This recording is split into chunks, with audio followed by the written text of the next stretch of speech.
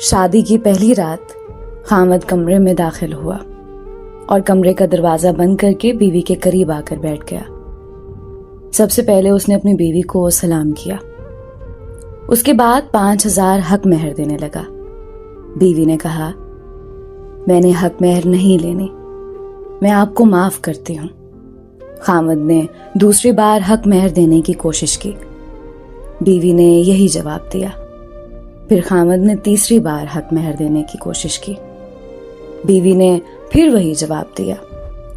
خامد نے وہ پیسے اپنے بٹوے میں رکھ دیے اور چند منٹوں کے لیے سوچوں میں گم ہو گیا کہ کتنی توکل والی اور وفا والی بیوی ہے جو پیسوں سے زیادہ مجھے ترجیح دے رہی ہے۔ اس کے بعد خامد نے منہ دکھائی کے لیے بیوی کو 5,000 دیے، بیوی نے منہ نہ دکھایا۔ پھر خامد نے 10,000 دیے، بیوی نے منہ نہ دکھایا۔ پھر خامد نے 15,000 دیے، بیوی نے منہ نہیں دکھایا۔ پھر خامد نے 20,000 دیے، بیوی نے منہ نہیں دکھایا۔ پھر 25، 30، 40، حتیٰ کہ خامد نے 50,000 دیا، بیوی نے منہ نہ دکھایا۔ خامد نے تنگ آ کر پورا بٹوا بیوی کے حوالے کر دیا جس کے اندر 1,00,000 روپے تھے، پھر بھی بیوی نے منہ نہیں دکھایا۔ خامد نے بیوی سے کہا، آپ کو اور کیا چاہیے؟ بیوی نے کہا، ایک وعدہ۔ خامد نے کہا، کون سا وعدہ؟ بیوی نے کہا، مجھ سے ایک وعدہ کرو، مجھے کبھی چھوڑو گے نہیں۔ خامد نے شادی کی پہلی رات بیوی کو نہ چھوڑنے کا وعدہ کر لیا۔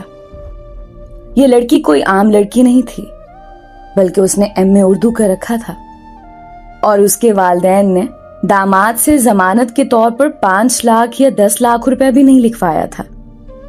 ایسی عورتیں نصیب والے مردوں کو ملتی ہیں جو صرف خامد سے پیار کرتی ہیں، ان کی نظر میں پیسوں کی کوئی اہمیت نہیں ہوتی۔ ایسی بیویاں معاشرے کے لیے رول ماڈل ہوتی ہیں جن کی وجہ سے ہمارا معاشرہ چل رہا ہے۔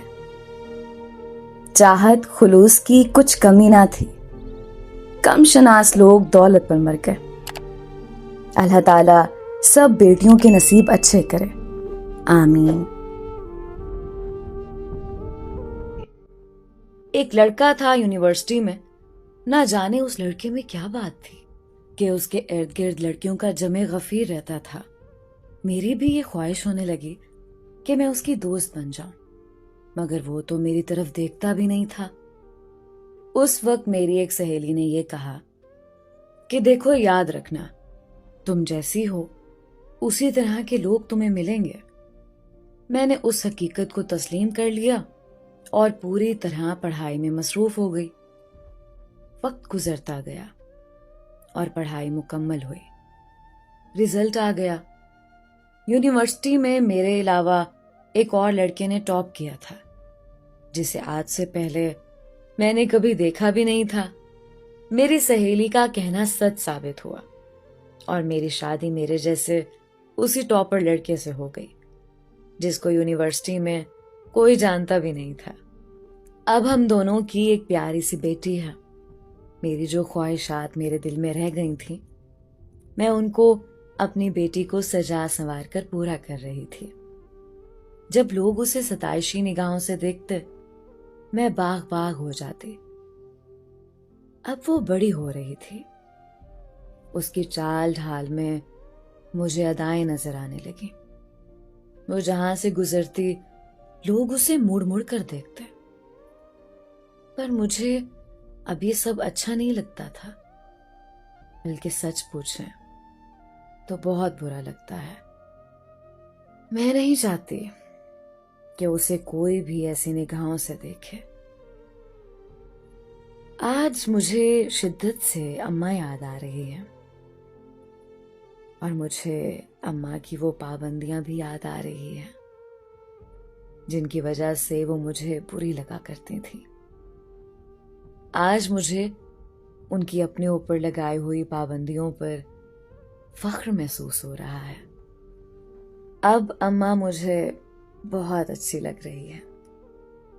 میں نے اپنی بیٹی کو ابھی اپنے پاس بلایا ہے، اسے زندگی کا یہی راز سمجھانے کے لیے کہ بعض معاملات میں ماؤں کی طرف سے پابندیاں بچیوں کے وقار اور عزت میں اضافہ کرتی ہیں اور انہیں سرخرو کرتی ہیں۔ اپنے بچے بچیوں کو اچھی تعلیم کے ساتھ اچھی تربیت بھی دیں تاکہ وہ پردے کو اپنی عزت اور وقار سمجھیں۔